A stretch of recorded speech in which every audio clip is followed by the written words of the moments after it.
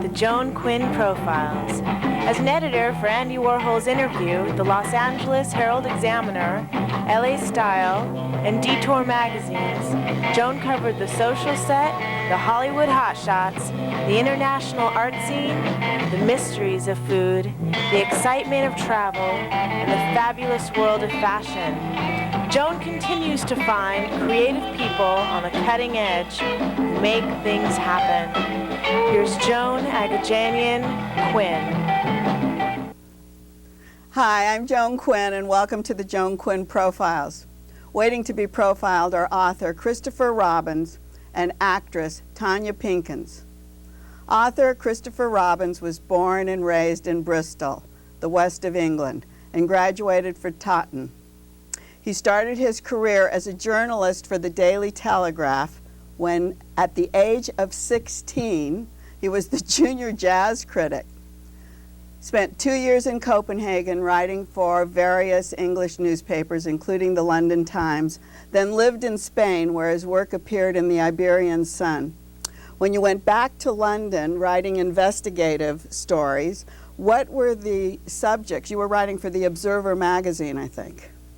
Yes, in those days I was doing, we did little light subjects like political assassination. I know, that's... You know, smuggling, political prisoners, animal smuggling, things like that. You know, but it got old for me as a young journalist. Journalism is a young man's game, I think. But the thing you were talking about, as you say, political prisoners, and that's what's happening in Iraq now. Same kind of thing. And how long ago was that you were doing those? Well, things? I was doing Franco's political prisoners. Yes, That's how long ago that was. Oh, and then you went to Spain, or you were doing it from Spain? Well, in Spain, I made contacts, and we got a camera into Carabanchel prison where they were kept. Yeah, it's you know, the world goes on and everything's the same. But you had this CIA involvement, and it led to a book, the series of stories, right? And then it led to a nonfiction Let me book. explain my CIA involvement. I wasn't in the CIA. I was writing exposés about the CIA. I see. Yeah, no, I was writing. I wrote in Vietnam, which was, you know, my generation's war.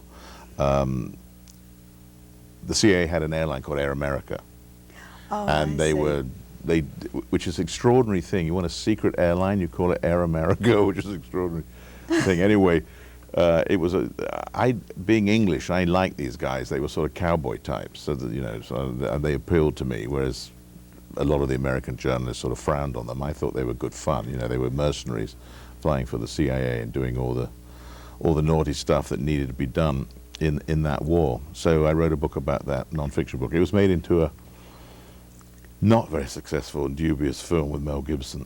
That was Air America. Yeah. But the book actually that led to that was called The Assassins? No, that was the first book. That was about assassination. That was in Trujillo and in Dominican Republic. It was my first book. But those came out of those books, the stories that you were writing, or did you? Yeah, they came out of my work for the Observer, which was how actually the CIA been involved in assassinating the people who assassinated Trujillo. You know, sort of, you know. But were you kind of afraid at that time writing about that subject? No, I wasn't. I should have been, I think. I would have been I'd be much more alarmed now. Actually, Orson Welles described me as a sea bobbing on a cork of evil. Because that's what you were doing. Yeah, and I didn't quite realize just how deep I had got. You know, I was young enough to be, you know, stupid enough to not think I was immortal. Well, let's talk about that. Young enough. 16 years old, writing for a newspaper. You didn't go to college. You didn't do anything after that. No. I was still at school. And the Telegraph decided they were going to have young critics for every old critic. So there was a film critic, and there was a music critic, and I was the jazz critic. I see. And Philip Larkin was the senior critic. Oh, I see. You worked together. Our great poet, who was, I thought, you know, just horrible man, but he wrote great poetry, and he hated modern jazz. And I read about modern jazz, and he only liked jazz up to Charlie Parker. So he would change my copy. So Miles Davis became Mild David, and Charlie Mingus became Charlie Mongol, and things like that. I so I know. I despised him forevermore, and every time he said, "Isn't he a national treasure?" I'd say, "Not to me, he isn't." But I mean, he is one of the great English poets. But I know. I had an editor. Mean-spirited. I had an editor who used to put names into my column, and I went, "Those people weren't at that party." Well, yes. Well, we have to mention them. That's right. Yeah. Forget it. Anyway, so then, after all this, you became international in the press corps, and where did that take Well, I you? became unemployable, I think, really. I mean, Is that what it was? All over Europe. Well, there's working for. I mean, Fleet Street in those days was great fun because all the newspapers were in one street. It was very collegial. You know, you could have a left-wing communist drinking with a right-wing critic. I mean, it was a lot of fun. So I enjoyed working as a journalist in Fleet Street. But I also realized that, as I said earlier, you know, journalism is very demanding and very. It burns you out, and I wasn't interested really in going up the management ladder and sort of sitting in an office and editing anything. So I decided to write non-fiction books, and that's what I've been doing ever since. And then Air America brought you to California, I guess, and to Hollywood, and then you started writing scripts here. You spent a lot of time here. I read a lot of scripts, most of which never got made. Is that right? But you did. You wrote what? The Ravens and Tests of Courage and. Yeah, I read, but you know, they were always sort of in development, but they paid for me to write my books. Oh, I see. So it was a deal, you know. But I'm singing "Mammy on My Knees" didn't really appeal, you know.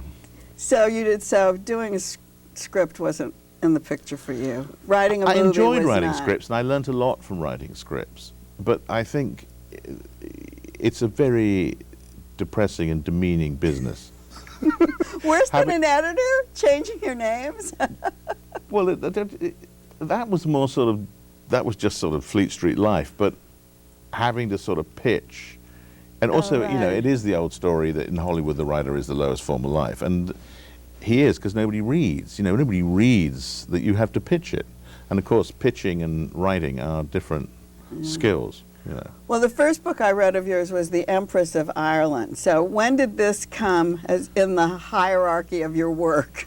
Well, this came, actually this was about 4 or 5 years ago, but it came from an experience I had with writing a script again that never got made. Oh, it did? The Empress of Ireland was this wonderful Irish film director who we went into a pub and somebody called him an old queen. He said, "I'm not an old queen, I am the Empress of Ireland." And he made Scrooge. He made about 30 movies. And I was writing this very unlikely script, the events leading up to the birth of Christ. And then you met this queen in a pub? But he was more than a queen. He was in his 80s. I was in my 20s. He was Irish, I'm English. He was gay, I'm straight. But we became these great friends. And he was one of the great experiences of my life in terms of opening doors and introducing. You know, he knew everybody. He knew Larry Olivier. He knew, you name it, he knew them. He just was a giant. And so it was. I hung around and met all these people, and it was terrific fun. You know. Well, I read it on the plane coming home from London because you so kindly gave it to me, and the style is so easy, and I don't even know what kind of style you call that because you work in the same way in Apples from Kazakhstan. It's such an easy, readable thing. Is it out of the journalism, do you think? I think, well, to me, it's a lot of work trying to get She makes it so easy? To get it an easy read for you. Yeah, I think was it somebody said to write simply is as difficult as being good. Oh, I see. I mean, yes, it takes a lot of work, but I mean, the idea is that when you read a book, it shouldn't be a strain. It should be a pleasure, and so you're trying to put across that. And so I actually don't like styles that mystify stuff and are overcomplicated. I think it should be, you should want to turn the page. And maybe that is from journalism, that you have these very nasty, usually Scottish news editors who insist that the story is worth reading. So you've got to make it readable, and you've got to make them turn the page. But it's very talky, and Apples from Kazakhstan is actually about Kazakhstan. It's not a Borat film. It's an anti-Borat. It's an anti-Borat. Well, it's not anti-Borat. It's no, it really isn't. It's different. It's the other side of the scale. I brought an apple, and I have the copy of bite, by the way, is the map of Kazakhstan. I know, isn't it wonderful? It's the size of Western Europe, can you believe? No, it's huge, isn't it? Vast. And how long did it take you to write this? Well, what I did, I went, it was a difficult book to write. I backed into it the wrong way, but funnily enough. But what I wanted to do, Kazakhstan has such extremes of temperature that I wanted to go in different times. So it has 4 distinct seasons, and the winters are sort of when it's minus 40, and then the summers when it's, you know, so hot you can fry eggs in the desert, you know, just by breaking them into the sand.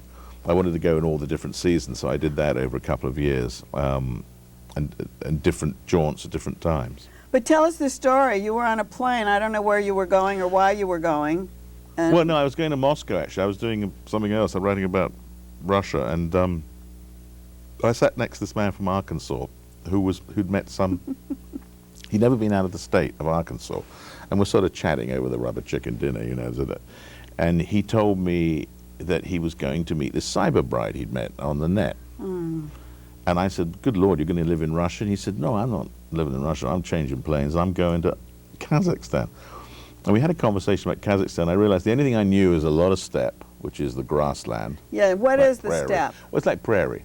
I see. Between mountains and yeah, cities? and it can't sustain agriculture, but it can sustain this sort of rough grass. I see. And there's thousands of miles of it. And there's desert and there's mountains. But I didn't know much. I knew that they went hunting with golden eagles. Falcons, yes, they do. Well, not falcons, golden eagles. These damn great things. Oh, this they big. were. It isn't called falconing. Oh, it's well, the Bakuchi is the eagle master. So it's eagling, I suppose. I see. But I mean, you know, I mean, I had one of these things on my arm. It weighs about, 8 kilos. I mean, it's extraordinary stuff. But I knew nothing about Kazakhstan. And as this guy got off, he said, apples are from Kazakhstan.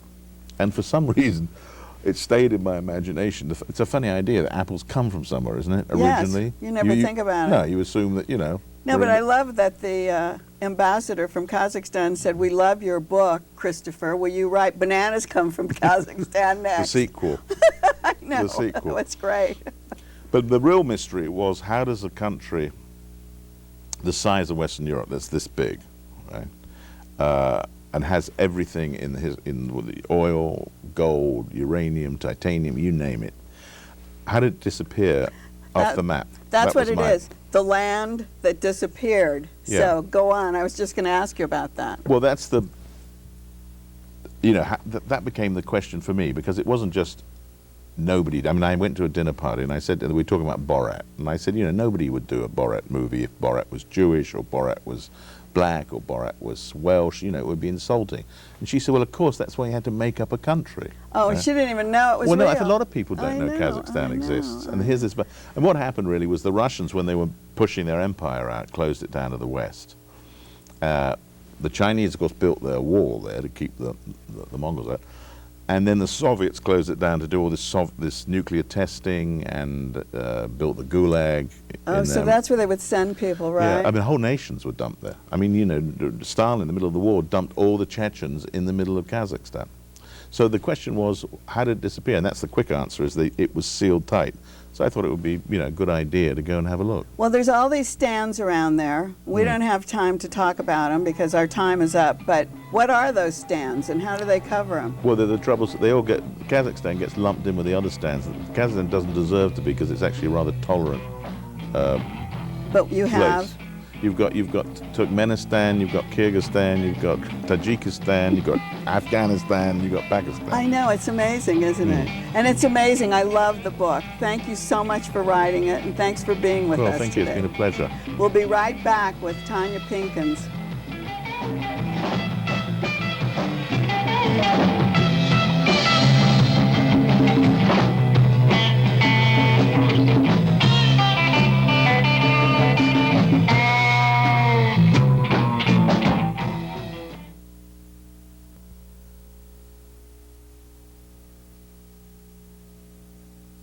See what they say. Hi, I'm Joan Quinn, and welcome back to the Joan Quinn Profiles. Actress Tonya Pinkins was born and raised in Chicago. She attended Carnegie Mellon College, I guess. Carnegie Mellon University. University and Columbia College. She received a Tony for her performance in Jelly's Last Jam. She's been on TV in All My Children, Law and Order, and The Cosby Show. You've seen her in films like Above the Rim, Romance and Cigarettes, and Enchanted. And she's an educator. Not only that, she's an activist. Tonya's written a self-help book, Get Over Yourself. And you'll remember her in Caroline or Change and Play On, where she was nominated for Tonys again in those roles. Now she's in this wonderful play by Zena Camblin, and Her Hair Went With Her. What a title. That's very difficult. It's at the Fountain. Did you always want to act? I think I always wanted to be a lawyer. But is it true you went to law school? I did go to law school. Did you go briefly. to Southwestern here? I did. I went to Southwestern in San Diego. Oh, No. I went to, not Southwestern here. I went to Cal Western, which is down in Western. San Diego. Right. I couldn't believe that. I thought that was like, oh, that's part of this made-up thing. Is this No. part of what university? Columbia. I thought that's what it was. No. And when you went to Carnegie Mellon, did they talk about Andy Warhol at all? Because that's where Andy went. No, I didn't know that. Oh, you didn't know that? No, Okay. no. There was When always we- the war between the fruits and the vegetables. Is that what probably was it? So was your family in acting? Nope. No one in my family is a performer. Oh my gosh. No, So my how did father you was a decide police that? officer. I didn't really decide it. I had a teacher when I was in elementary school who, you know, sort of insisted that I do plays. And I remember my first play in grammar school was The Miracle Worker, and I was so afraid of singing that I wouldn't even sing the Mockingbird song. And how'd they get you out of that? I hummed it.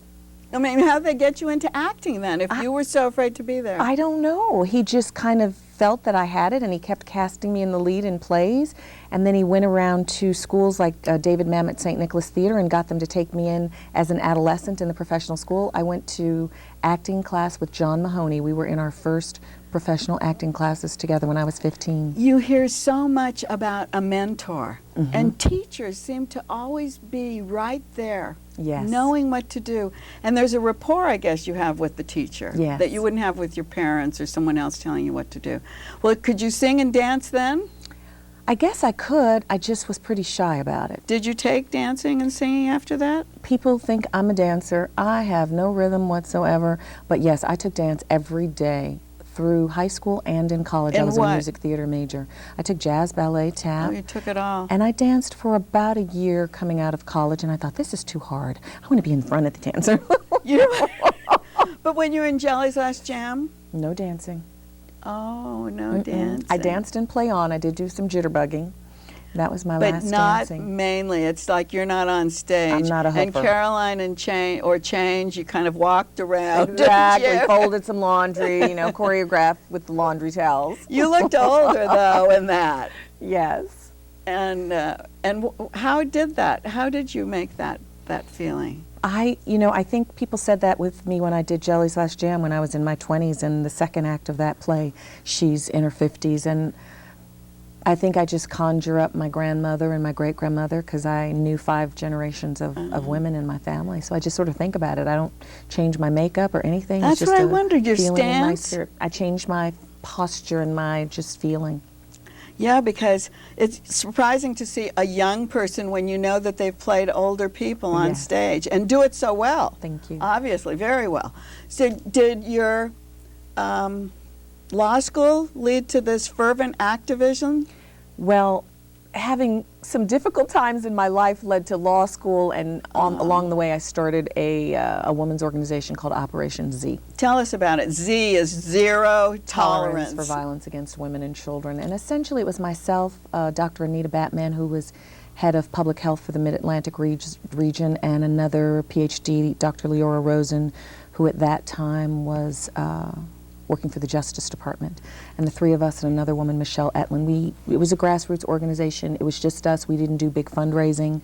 We just tried to help individual women, writing documents for them, helping them with Oh, money. that way. Yep. So each person you helped was like a life saved. Right, we just did it one-on-one. We weren't trying to be famous or raise money to become a big agency. Did that lead into your book writing? Was there some activism in your book writing or not? Or is it just forget it, be a straight person? No, I think that having gone through a very long and painful divorce, which is what got me into activism. Oh, is that? Yeah. Oh, I see. So it was personal. It was very personal, and along the way I found myself getting very bitter after about 12 years of being in that. And in searching for a way out of that for myself, I went to various teachers and various churches and found this sort of philosophy that really changed my own life, and that's what led to the book. And it's how to drop the drama and claim the life you deserve. Get over yourself, how to drop the drama and claim the life you deserve. Drop that diva drama, right? Mm-hmm. And but sometimes you can't help it. Right. It's not, you're just put in that position. But when you wrote the book, you must have thought you were also going to be helping people, like as part of education, which is a part of your background too, right. or thinking. Right, yes. I've taught from preschool all the way up into high school, and art history, and I've taught everything pretty much. And then I have my own philosophies that I teach as well. Tell us how you remember getting your first Tony. Do you remember it? I do remember it. I remember it because the New York Times had said on the Friday before that I wasn't going to win. Ah, that's good. What do they know, right? Right. George C. Wolfe and I were both nominated, and we, over the weekend, we had been joking about how you respond when they say, and the winner is somebody else. Yes, I was just going to ask you, that's the next question. So the thing we said you have to do is you have to keep the smile going, and you have to keep applauding, and you have to take it in the lower back. You have to just let a little slump happen here, but the smile stays and you keep applauding. So I was really prepared for it, and the winner is somebody else. And I remember when they said my name, my husband just said, they called you. And I was like, oh. And you're still going into your mode? Yes. But then when you didn't win, for Play On or for Caroline or Change. But I mean, it's fabulous being nominated. It absolutely Didn't is. you feel like that? I absolutely feel that you become part of a circle of winners, and it's like the crown goes to this one, it goes to that one, but you're always in that circle. And then, how did you do? You just kept clapping? Yes. Just kept clapping. One of the things one of the reasons you're here to talk about not only that part of your career, but this new play that Zena Camblin has written. It's new because it's at the Fountain, and they have new authors, I think. They have a series of new authors, young, new, whatever you want to say. And how did you become interested? How did they cast you? Well, I met Zena when she was doing her master's at UC San Diego, when I was down there doing law school. And actually it wasn't when I was doing law school. I was there at the La Jolla Playhouse doing Thoroughly Modern Millie. And she and I actually had a scene on stage together. Didn't you have to dance? Not really. Not really? No, I don't dance. Don't ask me. I can't get you to dance. I don't dance. So Zena was there? She was there. She was studying, and she was in a scene with me. And about a year ago, she asked if I would do a reading of it with Tracy Toms. And so we did a reading of the play last year at the Fountain. Oh, so she got the two leads, you and Tracy, yes. And you stayed with it. Yes. Well, that's great. It was a miracle. Well, because with your schedules. Exactly. And that's what I was going to ask you. You were in rehearsal for this, but were you kind of in rehearsal, or where have you been? Give us that little picture of what you've been doing. Well, where have you been? I came in and I rehearsed for about 5 days, and then I went to London. That's what I thought. And then I went to New York and worked on Duncan Sheik and Stephen Sater and James Lapine's new piece, The Nightingale. And then I came back and watched the previews, and then I had 2 days of rehearsal, and I started performing. And there you are. Oh, I can't believe it. So tell us about it. It's about a woman's beauty shop. It is about women and our sense of identity and our sense of self. And Tracy and I play 2 hairdressers. I own the salon. She works for me. And we play all of our clients. And every one of them is this very eccentric character, each of whom has a central identity issue that pretty much all women have related to. Either they are or they know someone who is, and men come and they're like, oh, I know her. Exactly. You mean when they see the play? Oh, yes, they're like, I know her. What does that mean, and her hair went with her? Well, we change wigs. So every time we become a new character, there's a wig change. And how do you do it? Right on stage? Right on stage. Everything happens right on stage. And then do you change your voice? We change our voices and we change our wigs. There are really no costume changes except for one character that I play who's in prison. Oh. And that was kind of fun for me because I was learning about the whole lesbian culture, and there's a whole new thing. It's the stud. So they took me to a club here called Catch One, which was like going into a new country. It was a world unlike anything. I thought, this is where Madonna must have come to find her shows and to find her dancers. The dancers were extraordinary. It was like $10, and I discovered this character that I play in the play called Felicia, who's a stud. They're not dykes anymore. They're studs. And how does she talk? She's very simple, and you know, she kind of talked like that. And then what about the girl next door? The Is girl she next in door. it? The girl next door. No, there's Crystal, who is a black woman who became white when she was in the 3rd grade. Oh, that's So she's got blonde hair and green eyes. You know, she looks like me with blonde hair and pretend green eyes. And you wear a blonde wig? I wear a blonde wig. And then there's Miss Bernadette, who is a little old woman who teaches acting, but who used to be a stripper. That's cool. And there's Felicia, who's in prison. And then Tracy plays Denise, who is a woman who, you know, has lost 5 jobs in 1 month, and none of it was her fault. And she's still, and they're still at the beauty shop all And the they're time, still at aren't the beauty they? shop. And then there's Keisha, who's a BOC, which is a black obsessive compulsive. And there's Debbie, who wants to be an actress. There's so many people. Yes, and we play all of them. That's so great. Is it no intermission? 90 minutes, no intermission. Perfect. Yes. So you're like, are you just exhausted when it's over? No, I find that when you finish a show, I'm wired. I'm wired. Oh, I can't sleep for a while. My energy's up, and then I have to stay up for a little bit after. What else are you doing? What else am I doing? I've been directing, so I'm going to direct another piece in the fall. Oh, I wondered about that. Do you Yeah. like to direct? I love to direct because I get to be everybody. I see. You know, I get to be all the characters, and then I get to watch it all happen, and I get to work with all of the collaborators to make it happen. Well, we're so happy you came and Thank told us you. all of this today. you. Tonya Pinkins. Yes. I'm Thank so you, happy Joan. to see Very you. happy to see you. Not on stage, but right here. Yes. And don't go away. We will be back next week, so come back next week and email me, jaquinn1@aol.com. JAQUINN1@AOL. And keep writing. 777 South Figueroa, 44th floor. Bye.